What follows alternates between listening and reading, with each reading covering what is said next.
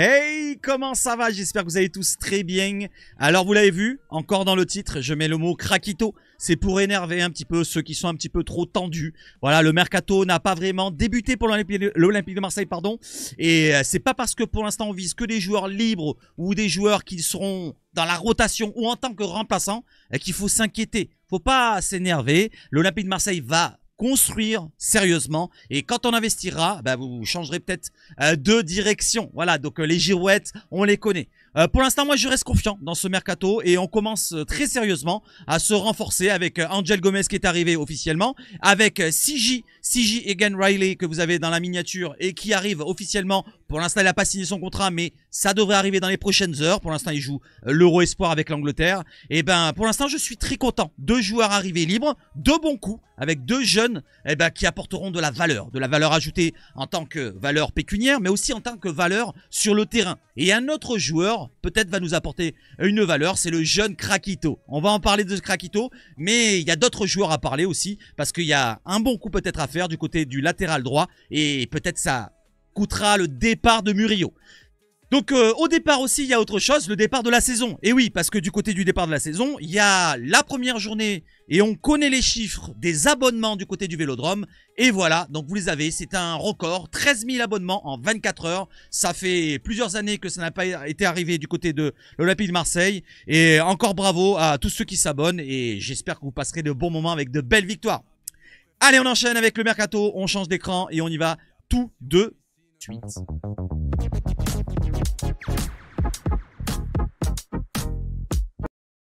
Et c'est parti, et on commence par quoi? Par la reprise. La reprise sportive. Les joueurs de Roberto De Zerbi sont convoqués au centre Robert Louis Dreyfus le lundi 7 juillet pour passer toute une batterie d'examens médicaux. Le début des entraînements, lui, est fixé le jeudi 10 juillet. Voilà, ça commencera à partir du 10 juillet. Ils seront convoqués le 7 juillet pour passer toute la batterie des examens médicaux.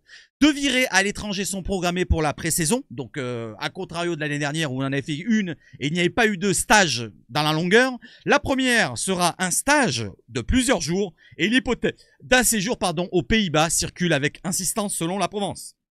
Voilà pour la reprise et on enchaîne avant de partir sur le mercato pour commencer avec du côté du staff. On a Olivier Bijota qui va désormais être le responsable peut-être de l'Olympique de Marseille du côté de la préformation. C'était son poste, c'était son rôle du côté du RC Lens. Il a démissionné et il va s'engager du côté de l'OM selon la Voix du Nord. Allez, on enchaîne avec le mercato et on y va tout de suite avec CJ Egan Riley. Donc il a passé sa visite médicale hier en Slovaquie du côté de l'Euro où il dispute l'Euro Espoir. Le défenseur anglais devrait signer un contrat de 4 ans dès que le calendrier lui permettra selon RMC Sport. J'ai pas mis la source, mais je le sais. Voilà, donc bienvenue à toi CJ, n'hésitez pas à le dire dans les commentaires, mettez des bienvenus à CJ pour aller plus court, hein, parce que Egan Riley ça va être trop long.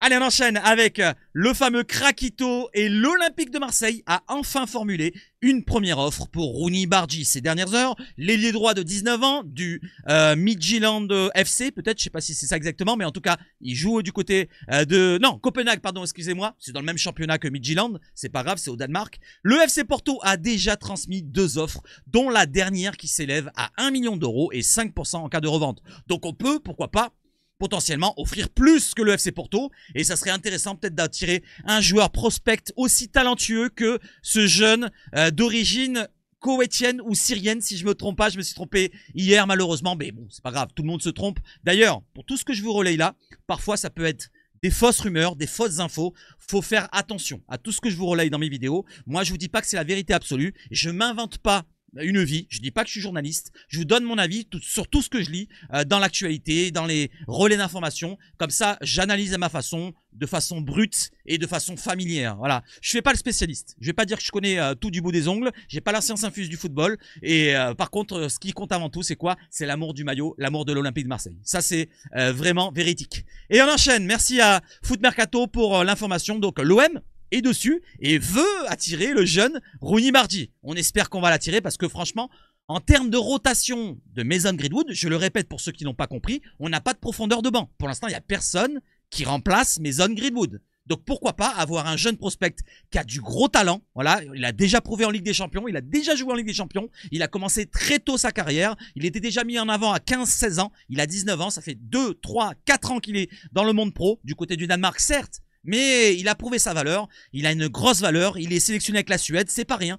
Donc c'est un jeune, pourquoi pas pour l'avenir, et si on arrive à le relancer après sa grosse blessure au genou, eh ben pourquoi pas, ça serait tout bénef pour l'OM, en l'attirant pour pas trop cher, moins de 5 millions ou aux alentours des 5 millions d'euros, ça serait un super pari pour l'avenir, et imaginons le relance, ça pourrait faire une super plus-value pour l'avenir si on parle du financier. Mais surtout sur le terrain, c'est le plus important, d'avoir une concurrence à Greenwood, ça poussera et ça boostera le niveau de toute l'équipe. Parce que si on garde que Greenwood et qu'on lui met derrière personne, eh ben Greenwood, il sera tranquille, à l'aise. C'est pareil pour Gouiri, c'est pareil pour d'autres postes. Et on enchaîne. Allez, on enchaîne sur un autre poste. Non, sur un autre poste. Oui, sur un autre poste. On enchaîne de l'autre côté avec Noah Lang. L'Olympique de Marseille n'a pas terminé avec Noah Lang, l'ailier gauche de 25 ans du PSV Eindhoven. Pour le poste d'ailier gauche, des discussions existent toujours pour Noah Lang. L'OM est toujours dessus. Pour l'instant, on sait que Noah Lang veut quitter le PSV Eindhoven dès cet été. Il est sous contrat jusqu'en juin 2028. Et le club l'évalue à 20 millions d'euros. À peine, j'ai envie de dire. Parce que pour l'instant, on n'offre pas lourdement des grosses offres, mais ça va tomber, vous inquiétez pas. Voilà, l'ambition est là. L'ambition, moi j'ai confiance en l'ambition de Benassia, l'ambition de Longoria sur le projet, parce que si on n'avait pas d'ambition, si on ne mettait pas de garantie à Roberto De Zerbi, il serait déjà parti. C'est pareil pour Rabiot. Si Rabiot a dit qu'il restait, faut aussi réfléchir, se dire, Rabiot, il n'avait pas dit qu'il voulait être ambitieux et tout pour l'année prochaine. Et ben si Rabiot reste, c'est qu'il y a quelque chose qui va arriver. Je pense que le recrutement va être bien sympa cet été. Et pour l'instant, il n'a pas vraiment débuté sérieusement. Pour l'instant, c'est juste pour renforcer dans les postes où on n'était pas vraiment avec de la concurrence, ou avec de la rotation, ou avec des remplaçants. Pour l'instant, par exemple, CJ Egan Riley, le jeune qui arrive de Championship, certes, mais qui a un gros potentiel, on le dit en Angleterre, et ben il arrive en doublure de Balerdi. Voilà, en doublure ou pourquoi pas à ses côtés. Si bien sûr il y a pas de grosse recrue à côté ou s'il y a un blessé, vous voyez ce que je veux dire, ça va tourner, ça va être une rotation. Pareil pour le milieu de terrain. Angel Gomez n'arrive pas pour être titulaire à 100%. Il y aura une rotation. Il y aura un Rabiot, il y aura d'autres joueurs peut-être en concurrence. Voilà, il faut penser aussi comme ça.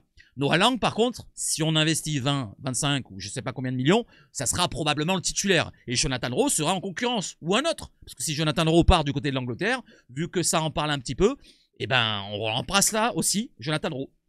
Faut le penser comme ça aussi.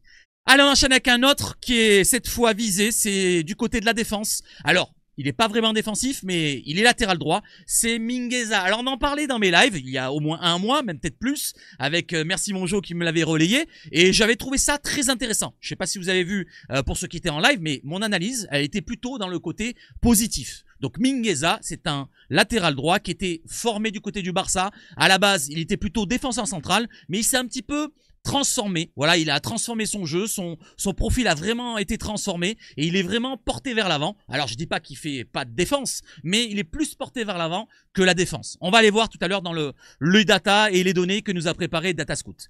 L'OM s'intéresse à Oscar Mingueza. L'OM ne veut pas payer la clause libératoire qui est estimée à 20 millions d'euros du côté du Celta Vigo, parce que c'est un joueur du Celta Vigo. Les discussions entre les parties vont se poursuivre dans le dossier Mingueza. Matteo Moretto, le journaliste italien, le pote à Fabrizio Romano.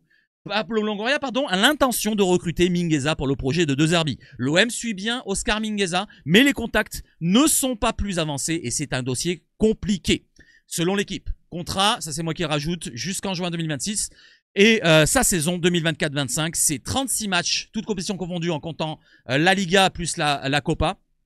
4 buts et 6 passes décisives. Vous voyez, pour un latéral, c'est quand même assez offensif. Voilà, il est plus porté vers l'avant, même si, bon, dans le jeu de De Zerbi, je pense que ça peut être intéressant dans le système où il va monter d'un cran, il y aura la défense qui va se décaler, que ce soit l'arrière gauche, que ce soit l'arrière droit. Vous voyez ce que je veux dire? Quand Murillo monte, par exemple, cette fois, ça sera Mingueza qui prendra sa place, et c'est pour ça que j'ai un doute sur Murillo, parce que si Mingueza arrive et on investit 15-20 millions d'euros, on peut imaginer peut-être... Alors, je le souhaite pas, parce que Murillo, si on le fait partir, c'est un joueur qui s'est adapté. Ça fait 1 année, 2 années qu'il est chez nous, 1 an et demi, on va dire. Il s'est bien adapté. Franchement, il s'est bien acclimaté. Le contexte marseillais, le contexte de la Ligue 1, il a bien adapté. Et je trouve que la saison qui vient de passer, c'était très intéressant. Et si on l'a du côté de l'OM l'année prochaine, on a au moins un joueur sûr derrière. Voilà, du côté droit de la défense. Parce que si on prend Mingueza et une autre recrue, il faudra qu'il s'adapte, ça prendra du temps et peut-être que ça ne matchera pas directement. Donc autant, si on prend Mingueza et qu'on peut garder Murillo, ça serait tout bénef. En plus, Mingueza, il est plus jeune que Murillo. Murillo a 29 ans, bientôt 30. Donc la valeur ajoutée d'un Mingueza qui est plus jeune, on pourrait le revendre à l'avenir. Pourquoi pas, dans les années à venir. Si on pense à la revente, bien sûr.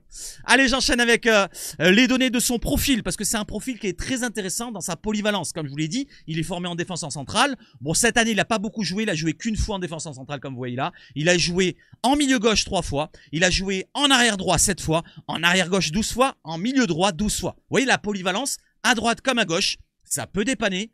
Si, bien sûr, on a des joueurs qui sont absents. Après, moi, j'aimerais bien ne pas vraiment chambouler le joueur. S'il doit jouer à l'OM, ça sera son meilleur poste. S'il a envie de jouer arrière droit et que c'est son meilleur poste vraiment pour lui, il doit jouer arrière droit. Il ne doit pas jouer une fois arrière gauche, une fois arrière droit comme on faisait avec Jonathan Klaus parce qu'on n'avait pas de solution en doublure d'un Tavares. Voilà. Donc si on n'a pas de doublure du côté gauche, ça me pose problème. Ouais, moi, je veux envie d'avoir un titulaire à gauche, un titulaire à droite, doublure à gauche. Voilà, donc si on le prend qu'il est titulaire, d'accord, Murillo en concurrence, pourquoi pas, ou alors un autre, pas Lirola, hein, j'en veux plus de Lirola, merci pour tout ce que tu as fait, merci pour le but à Lyon, mais en tout cas, non, j'en veux plus. Donc un remplaçant en concurrence, pourquoi pas, mais qui a un certain niveau à montrer, hein, parce que si vraiment c'est pour prendre un Caboret ou Pim Pam Poum pour être le remplaçant d'Oscar Mingueza, voilà, il sera pas poussé jusqu'au bout, quoi. Je veux dire, il va être tranquille dans son siège, il va se dire, tiens, écoute, lui, il me pousse pas vers le très haut niveau, donc moi, je vais pas pousser, moi. Je vais pas montrer mon très haut niveau. Vous voyez ce que je veux dire? Il faut de la concurrence à tous les niveaux, à tous les postes. Allez, on enchaîne et je vais vous montrer maintenant du côté de ses data. Allez, on y va tout de suite. Voilà, on y va. Et Datascout nous détaille le joueur. Oscar Mingueza serait sur les tablettes de l'Olympique de Marseille. Un profil très intéressant pour Roberto De Zerbi, car capable d'évoluer, à 3 postes. Latéral droit, latéral gauche, défenseur central droit. On l'a même vu, milieu droit, milieu gauche. Mais on va dire que c'est latéral droit, offensif, c'est pareil. C'est piston, on va dire. Comme Luis Enrique, qui était piston, même si c'était plus ailier que piston. Son profil est très complet, techniquement à l'aise, capable de marquer, capable de tirer les coups de pied arrêtés. Ça, c'est très intéressant. D'ailleurs, je vais vous montrer une vidéo juste après, qui est très courte, un petit court passage, où on le voit tirer un coup de pied arrêté, la mettre au fond. Donc ça, il nous faut aussi des tireurs de coups de pied arrêtés pour apporter plus de danger. Ça nous a manqué cette année. On avait une défense défaillante, mais on avait aussi ce point noir, c'est les coups de pied arrêtés. Que ce soit sur les corners ou sur les coups de pied arrêtés, coups francs devant la surface. On n'a marqué qu'un seul coup franc cette saison direct avec Pierre-Emile Højbjerg contre Lens. Et d'autres coups francs qui ont été mal tirés. Donc il en faut un tireur de coups de pied arrêtés, et lui en fait partie. Un physique à toute épreuve. Attention tout de même aux lacunes défensives. Mingueza s'est concentré sur son rôle offensif pour maximiser ses points forts. Impossible de le voir évoluer dans une défense centrale à 4, comme on va jouer cette année. Mais comme ça va beaucoup chambouler avec le système de Zerbi, faut se dire que des fois on va être à 3 derrière. Donc faut penser un petit peu au jeu prôné par De Zerbi. S'il garde le même niveau dans un club comme l'OM, difficile de trouver une piste plus intéressante que lui pour 20 millions d'euros. Pour vous dire quand même la valeur du joueur, selon Datascout, c'est pas moi qui le dis. Moi, je n'ai pas la science infuse comme je vous l'ai dit. Maintenant, on va voir sa fiche sur les datas. Alors, Oscar Mingueza, né le 13 mai 1999, donc il vient d'avoir 26 ans. Tout juste. Espagnol, 1m84, donc assez grand comme gabarit. Comme Murillo, je crois, à la même taille. Par contre, lui, c'est plutôt l'inverse. Murillo est formé latéral droit et il s'est transformé presque en défenseur central. Et lui, c'est le contraire. Il était défenseur central de base, formé à Barça. Et il s'est transformé en latéral droit, voire vraiment presque ailier. Donc, vous voyez sa hitmap en dessous, c'est rouge. Tout le rouge, c'est son poste où il est le plus souvent. Donc, sur le côté droit et sur le côté gauche. Vous voyez que parfois, il repique dans l'axe. C'est un joueur qui participe au jeu. On va le voir aussi dans ses données. Latéral droit, gauche, défenseur central, 34 matchs, 4 buts, 6 passes D. 20 millions de valeur Transfermarkt, fin de contrat 2026, il lui reste qu'une année de contrat. Mais il faut lever l'option, la clause libératoire parce qu'ils veulent pas le vendre du côté de Celta. C'est normal, c'est un de leurs meilleurs joueurs. Il fait partie des latéraux intérieurs, les 3e au classement de la Liga. Il est 6e latéral offensif de la Liga dans les notes, dans les datas. Il est comparé par exemple à un Pedro Porro ou alors un Trent Alexander-Arnold, l'ancien joueur de Liverpool et désormais au Real. Donc c'est un joueur vachement offensif et qui est capable de tirer les coups de pied arrêtés comme Arnold. Du côté de la pointe de vitesse, il est 23e sur 78 dans les latéraux de la Liga. Sur les distances parcourues, donc dans les efforts sur l'endurance, 26e sur 78. C'est dans le bon tiers, on va dire. Il est dans le bon tiers, le premier tiers. Il est dans le premier tiers aussi de la distance à intensité modérée, les petits footings tranquilles. Le trottinage, on va dire. Le trottinement, je sais pas si on dit trottinage, trottinement. Distance à haute intensité, donc les accélérations, il est 21e, encore mieux placé, plus haut dans le premier tiers. Il est 39e, donc dans la moyenne, on va dire, dans les distances en sprint, c'est-à-dire les longs sprints C'est pas sa panacée, on va dire. Il est moyen. Nombre de légères accélérations, par contre, il est 14e. Sur les courtes distances, il fait de grosses accélérations pour faire la différence. Plus porté vers l'avant, comme je vous le dis. Peut-être aux abords de la surface, il va essayer de rentrer dans la surface, faire une accélération sur le côté droit et centrer en retrait, par exemple, on va dire. Grosse accélération, comme vous voyez, 15e sur 78. Donc vraiment dans le premier, même pas tiers, on va dire dans le premier 5e. C'est pour vous dire comme il est très haut. Nombre de courses à haute intensité, 18e dans le premier, pareil, 5e. Et nombre de sprints dans la moyenne. Vous avez les datas sur le cercle qui comparent quoi? Les passes tiers vers l'adverse, les passes dans le tiers adverse, pardon, dans les 30 derniers mètres, passes avant un tir 86%, 93 dans le pass dans les 30 derniers mètres, les buts 93% supérieurs aux autres latéraux de Liga, 98% supérieurs aux autres latéraux de Liga dans les passes progressives vers l'avant, donc c'est vraiment un joueur porté vers l'avant. Course progressive, course vers l'avant aussi, c'est 91%, donc il va faire beaucoup de dédoublements sur le côté droit avec Mason Greenwood. Et duel offensif gagné 80%. Ça peut être sur le côté gauche aussi. Là je dis côté droit, mais ça peut être aussi côté gauche. Il peut être côté gauche avec Jonathan Rowe ou Noah Lang, s'il y a Noah Lang qui vient du côté de l'OM. Dribble réussi 79%, c'est plutôt une très très bonne note pour un latéral. 79 c'est presque 80%, c'est dans les 20e, dans les 20% les meilleurs. Et 75% de fautes, donc il est plutôt dans les bons joueurs. Côté interception et côté duel défensif gagné, par contre c'est dans les mauvais côtés. On va dire les mauvais côtés puisqu'il est plus porté vers l'avant. Les centres réussis, 64%, c'est plutôt une bonne note. C'est plutôt une bonne note pour Mingueza. Une autre comparaison qu'on peut voir maintenant, c'est plutôt par rapport à son début et maintenant le joueur qu'il est. Comme je vous l'ai dit, il a fait une transformation. Il est formé en tant que défenseur central et maintenant il est plutôt latéral, vraiment offensif. Comme il nous le dit Datascout, on avait tenté un format Football Manager pour parler de son changement de poste en début de saison. Oscar Mingueza, on va l'ouvrir, un changement de rôle salvateur. Alors qu'il était majoritairement utilisé au poste de défenseur central au début de sa carrière au Barça, il a joué plein de matchs au Barça. Faut pas se dire que c'était un nulos, il jouait quand même parfois au Barça, c'était pas un joueur qui était mis de côté. Son transfert au Celta Vigo lui a permis de se révéler dans un rôle de piston droit. Donc il a changé et il a passé le cap. Un changement de responsabilité qui lui permet d'exploiter toutes ses qualités de créateur dans le dernier tiers et de gommer également ses lacunes défensives.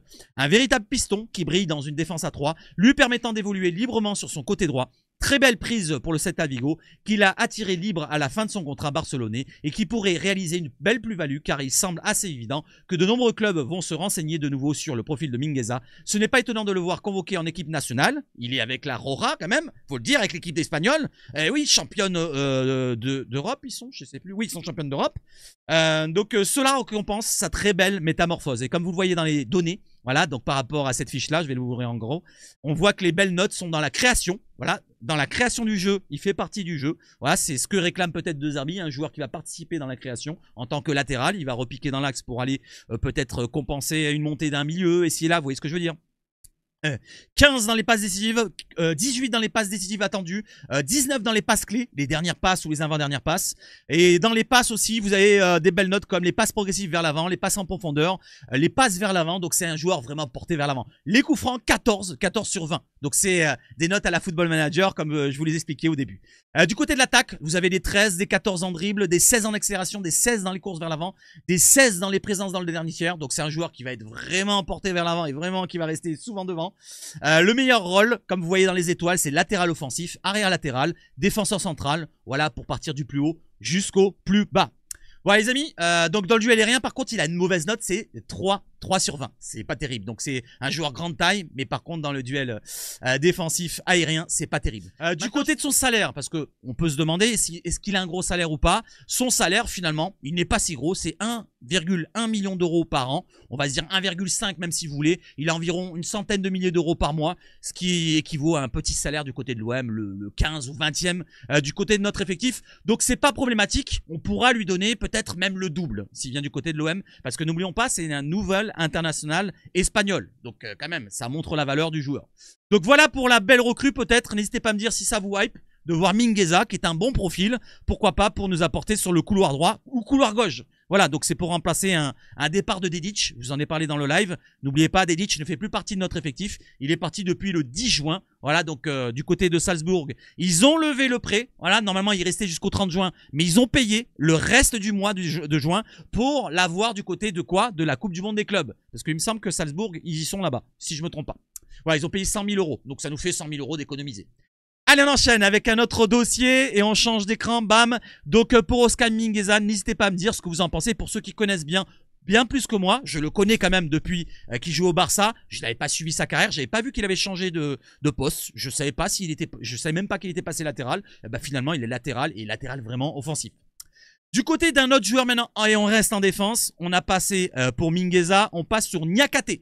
Niakate, on en parlait dans le live dernière fois, et apparemment c'est plus chaud qu'on ne le pense, puisque Sikou Niakate, défenseur central de 25 ans, l'OM s'intéresse à Sikou Niakate, défenseur central de Braga, sous contrat jusqu'en juin 2028, estimé à 8 millions d'euros sur Transfermarkt.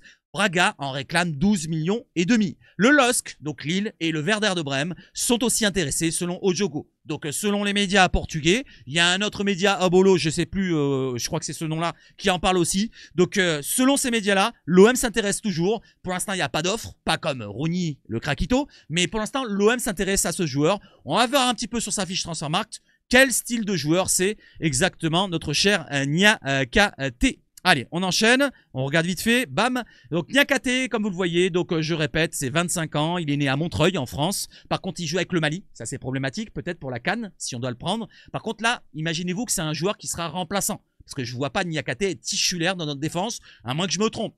Ou alors, peut-être on peut penser, j'ai imaginé la chose, que c'est peut-être pour mettre de la pression sur le dossier Medina. N'oublions pas, on est sur le dossier Medina, ça traîne en longueur. On ne sait pas si on va s'arranger avec eux pour le montant du transfert. Pour l'instant, on en reste peut-être aux 20 millions réclamés par Lens, peut-être, et nous, on ne veut pas investir autant. Donc pour Medina, on fait fuiter peut-être des informations comme quoi on s'intéresse à Niakate, peut-être à d'autres joueurs derrière qu'on avait parlé dernièrement. Niakate est dans ce poste-là puisqu'il est gaucher. Donc je vais vous le montrer. 1m86, défenseur central, 12 sélections avec le Mali, comme je vous l'ai dit. Il a 2028 de contrat jusqu'en 2028 du côté de Braga. Il est gaucher, défenseur central, il peut jouer côté gauche, mais c'est pas vraiment sa panacée. Cette saison, il n'a joué aucune fois sur le côté gauche, vous allez voir tout à l'heure. Du côté du LOSC, ils sont intéressés aussi, comme vous voyez là, à 35% de probabilité. Il n'y a pas Werder Brême, mais on le sait qu'ils sont intéressés. Du côté de sa formation, il est formé du côté des Puputes. Voilà, si ça peut vous déranger. Voilà, je savais pas, j'ai vu ça tout à l'heure. 38 matchs cette saison du côté de Braga avec des matchs en Europa League. Il connaît quand même le haut niveau, voire le très haut niveau. Il a même des matchs en Champions League, vous allez voir tout à l'heure. 3 buts et une passe décisive en 3000 minutes. Donc c'était un titulaire en puissance du côté de Braga. C'est une belle équipe du Portugal, le Braga. Voilà, le Portugal, ils n'ont pas de grandes équipes, mis à part Porto, le Sporting, Benfica et Braga qui fait office de quatrième équipe, voire peut-être même des fois troisième. Mais ils font partie de ces 4 équipes-là. Peut-être j'en oublie une, n'hésitez pas à me dire. Mais qui sont plutôt potables et qui font des petits parcours en Coupe d'Europe, comme en Europa League pour Braga. Du côté de son poste, comme je vous le montre ici, c'est défenseur central à 38 reprises cette saison. Comme je vous l'ai dit, cette saison, il a joué aucune fois, soit devant la défense, soit à gauche, soit à droite, il n'a joué aucune fois. Sa carrière, comme vous le voyez, il a joué quand même en Europa League 9 matchs. Il a joué en Ligue 1 12 matchs. Alors ça devait peut-être être avec Valenciennes ou Guingamp ou Metz. Je pense que c'est avec Metz. Oui, c'est avec Metz, 12 matchs. Donc 12 matchs avec Metz, je m'en rappelle pas de Niakate. Europa League, n'hésitez pas à me dire si vous en rappelez. Champions League 5 matchs avec un but. Europa League qualification et Champions League qualification 4 matchs chacun. Voilà le joueur Niakate. N'hésitez pas à me dire si ça vous intéresse pour une rotation, pour être derrière, pourquoi pas un Aguerd, Medina, ou voir Laporte si c'est pas terminé. Mais moi, à mon avis, Laporte pour l'instant, on met ça de côté, on verra bien quand il résiliera son contrat, parce que je ne vois pas investir 25-30 millions sur Laporte ou même aux alentours des 20 millions. C'est ce que réclame le club Al Nassr. Voilà du côté du joueur Niakate, et on va enchaîner parce qu'il y en a d'autres. Il y a une rumeur que j'aimerais bien qu'elle soit vraie. Voilà, ça me plairait que ça soit vrai, parce qu'il y a un joueur que je vous cite dans mes lives depuis pratiquement 2 ans, je sais plus. Ouais, un truc comme ça, je crois que c'est 2 ans quand j'ai fait le live avec Pierre Gerbeau. Si tu me regardes, on sait jamais. Et on avait parlé du Chilien, Dario Osorio. Pourquoi pas en concurrence avec Greenwood. Je parlais de Rooney Bargi, qui est un ailier droit de base. Lui aussi, c'est un ailier droit. Il est jeune aussi. Il joue à Midtjylland. C'est pour ça tout à l'heure, j'ai bafouillé, j'ai dit Midtjylland. Non, l'autre c'est Copenhague et lui c'est Midtjylland. Dario Osorio, chilien, ailier droit de 21 ans. Et il a marqué contre l'équipe de France, pour ceux qui se souviennent, au Vélodrome. Un superbe but. Jorge Evia Cristino, c'est un journaliste sur la radio Pauta au Chili. Il nous en a parlé. Il a posé une question. Il a dit: y aura-t-il des écoles françaises au Danemark? Je suppose que oui. Enfin, pour que Dario Osorio puisse se préparer. Apparemment, il y aurait un départ qui se profilerait pour Dario Osorio. Et du côté de Copenhague, du Danemark et de Midtjylland, j'ai regardé à droite à gauche, il y en a qui en parlent comme quoi il est sûr et certain qu'ils partent du côté d'un club, on ne sait pas lequel pour l'instant, et qui partent du Danemark. Donc pour l'instant, on ne sait pas quel club il parle. Est-ce que c'est l'OM? Est-ce que c'est un autre club? Il y a d'autres clubs aussi qui peuvent s'intéresser à lui, comme Lille. Lille qui vont sûrement se séparer de, il me semble, de, comment il s'appelle, les droits qu'ils ont là. N'hésitez pas à me dire le Zegrova, je cherchais celui qui a pas de cheveux. Donc Zegrova, et ça pourrait correspondre à un remplacement de Zegrova par exemple. Mais nous, si on peut l'attirer ce joueur-là, qui est aussi un prospect, même s'il est un peu plus âgé que Bargy, mais c'est un super joueur qui a une grosse qualité d'élimination, une grosse qualité de frappe de balle. Il est pas ambidex comme Greenwood, il est plus gaucher que droitier, mais il a une grosse qualité de frappe. Il peut repiquer avec son pied gauche et frapper un petit peu à la Greenwood comme il fait souvent, ou comme faisait par exemple Robben dans le passé. Il peut participer au jeu dans la création, il a une grosse qualité de passe. C'est un super joueur, je vous ai montré plein de vidéos de lui, j'en ai parlé je ne sais pas combien de fois, et j'aimerais bien avoir un joueur concurrent comme lui pour Greenwood. En plus de ça, eh ben, il ne sera pas la CAN. Voilà, donc ça serait un avantage d'avoir des joueurs pourquoi pas pendant ces matchs qui seront compliqués peut-être à compenser pour certains postes. Voilà pour Dario Osorio, n'hésitez pas à me dire ce que vous en pensez. J'aimerais bien que ça soit vrai, cette rumeur. Allez, on enchaîne avec un autre joueur. Et cette fois, c'est sur les départs avec Azdin Ounahi et Amin Harit. Les deux Marocains sont visés du côté de la Turquie, apparemment. Fenerbahçe a transmis une offre à l'OM pour Azdin Ounahi. Pour l'instant, on ne sait pas le montant selon Z Arcos. C'est le journaliste marocain. Donc, il s'occupe de tous les joueurs marocains. On parle de Brighton, dernièrement, avec l'OM qui négocie pour l'instant sur une somme entre 10 et 11 millions. Pour l'instant, ce n'est pas encore un départ du côté de Brighton. Donc, on va se dire que on va suivre ça de très près. On ne sait jamais si un club turc comme Fenerbahçe, qui ont de l'argent peut-être à donner, et pourquoi pas recruter Ounahi. Du côté des clubs du Golfe et de Turquie, notamment de Trabzonspor, voilà, notamment de Trabzonspor qui sont en discussion apparemment avec l'Olympique de Marseille, sont venus au renseignement auprès de l'Olympique de Marseille au sujet d'Amin Harit. Départ à venir selon BellOM. Donc on va suivre ça de très près. N'oublions pas, Amin Harit a une valeur marchande de 8 millions d'euros. Ça a baissé. Du côté d'Azdin Ounahi, c'est 10 millions d'euros. Donc on parle de 10 millions d'euros du côté de l'Angleterre. Mais Amin Harit, ça a baissé. C'est plus les 10, c'est plus les 15 comme on avait. En début de saison l'année dernière, c'était 15 millions. Il a baissé de moitié. Il lui reste 2 ans de contrat à Amin Harit. Donc il faut absolument s'en séparer maintenant. Si on veut s'en séparer et gratter un petit peu d'argent, soit presque le prolonger, j'ai envie de dire, parce qu'au bout d'un moment, on va pas attendre encore la dernière année comme on fait avec Valentin Rongier, comme on a voulu faire avec Chancel Mbemba, ou avec Verretou, ou avec d'autres joueurs comme Gigot, aussi, ou là. Non, faut arrêter ces conneries-là. Si on veut vraiment être sérieux, Longoria, vraiment, si tu m'écoutes, ne déconne pas trop avec Amin Harit, il faut s'en séparer. Je pense qu'il n'a pas besoin de mon avis, mais à mon avis, il faudrait quand même le faire. Voilà, donc pour Amin Harit, n'hésitez pas à me dire ce que vous en pensez, combien on peut en soutirer. Et il y a un autre joueur qui est sur le départ, et après, il y aura une autre image que j'ai envie de vous montrer. Donc d'abord, le joueur sur le départ, c'est Ismaël Koné, est une priorité pour Habib Beye selon Mohamed Toubachter, qui a toujours de bonnes infos, même si, bon, il faut mettre de grosses pincettes de crabe toujours sur toutes les infos que je vous relaye, que ce soit Mohamed Toubachter, que ce soit l'équipe, que ce soit Fabrizio Romano, j'en doute moins parce que lui, c'est presque un mec pour les dernières infos qu'il faut. Donc on va se dire qu'il faut mettre quand même voilà, des grosses pincettes pour tous. Voilà, moi je dis mettons du recul sur ça. Ne nous prenons pas pour des journalistes. Pour moi, je me prends pas pour un journaliste. Je vous fais qu'une analyse, ok? Me prenez pas la tête surtout sur des conneries comme ça. Alors voilà, donc pour du côté du mercato, c'est terminado cacao, mais une petite image, voilà, pour la fin. Je vais vous la montrer tout de suite. Je sais pas si vous l'avez vu. Il y a une annonce dans les 3 jours à venir. Donc c'était hier, donc dans les 2 jours à venir, on est samedi. Donc pourquoi pas dimanche, mais lundi. Qu'est-ce qui va se passer lundi? Alors certains vont peut-être revenir sur la vente OM, puisque c'est CMA, CGM. Ils ont du pognon. Monsieur Sadé, il a plein de pognon à donner. Mais je pense que ça sera plutôt pour les maillots. À mon avis, ça sera plutôt pour les maillots. Donc, n'hésitez pas à me dire, vous pensez que c'est pourquoi? Pour la vente du club? Pour l'annonce de Paul Pogba à l'OM, même si Monaco est plus amené à le recruter de ce qu'on a entendu dernièrement? Ou alors, pourquoi pas pour les maillots? Je pense que c'est plutôt la 3e solution. Donc voilà les amis, c'était juste pour la petite boutade et je pense que ce maillot de cette année, je pense que je vais l'acheter. N'hésitez pas à me dire si vous l'achèterez cette année. Est-ce que vous achèterez quoi? Le maillot à domicile que vous avez vu ou le maillot à l'extérieur que vous avez vu, que je vous avais montré en live? N'hésitez pas à me dire, ou les deux. Allez, on enchaîne et on enchaîne sur quoi? Bah c'est terminé, c'est terminado cacao. Je pense avoir tout abordé avec vous. Non, il n'y a pas de fin, c'est pas la fin. N'hésitez pas à donner un like, un dislike si ça vous plaît pas. à vous abonner. Voilà, pour ceux qui disent, ben regarde, il y a personne qui s'abonne, ils se désabonnent de ta chaîne. Non, c'est pas vrai, c'est pas vrai. Vous inquiétez pas, personne se désabonne de ma chaîne parce que tout le monde m'aime. Voilà, je le sais. Pour ceux qui m'aiment d'ailleurs, merci pour les soutiens. J'ai oublié de changer l'alerte des soutiens. Il y en a qui sont abonnés dernièrement, comme Nicolas Auger, si je me trompe pas, tu t'étais abonné pendant le live. Merci à toi, merci à tous ceux qui sont abonnés dernièrement.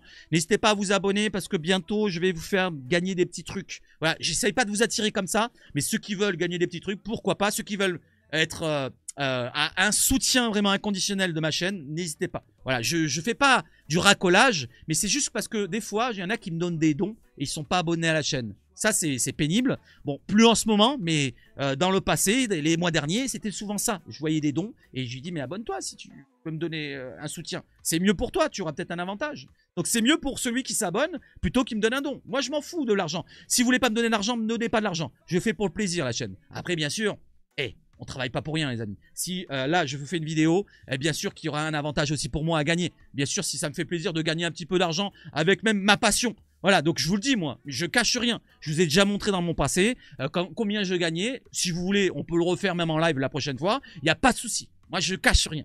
Je cache rien sur ça. Allez, je vous souhaite de passer une excellente journée de samedi, un bon week-end. Et s'il y a des dingueries qui tombent dans la journée, malheureusement, comme je travaille ce soir très tôt, enfin très tôt, je commence à 19 h, là je vais me reposer, il est 10 h pratiquement du matin à l'heure où je vous tourne la vidéo. Donc le temps de me reposer, je ne serai peut-être probablement pas là en vidéo ce soir, mais demain, pourquoi pas. Pourquoi pas. Et peut-être une surprise, on ne sait jamais. Si c'est une grosse dinguerie, un petit live comme ça, vite fait, d'une heure ou deux, le matin, le dimanche matin, avant d'aller se coucher. Vive le foot chez Savage Foot. Et surtout quoi? Allez, la petite alerte pour les membres. Merci à vous. Merci à Yann, merci à Mitroglou, merci à Sud, merci à Francky, merci à Frédéric, merci Kilou, merci JC, merci Phil et merci Mathias. La deuxième page, on y passe. Et merci encore à Nicolas. Hein. Merci 100% OM, merci Mamad, merci M. Saken, merci Christophe, merci Serge, Fred, John OM, Kamel, Calypso, Solo, pardon, et Lou Magique. Voilà, vive le foot chez Savage Foot et surtout, allez l'OM!